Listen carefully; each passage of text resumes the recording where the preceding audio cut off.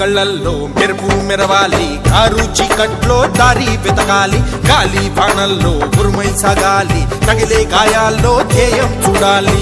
ఒకటే జననం, ఒకటే మరణం, ఒకటే గమనం, ఒకటే గమ్యం. గెలుపు పొందే వరకు గలుపు లేదు మనకు, బ్రతుకు అంటే గెలుపు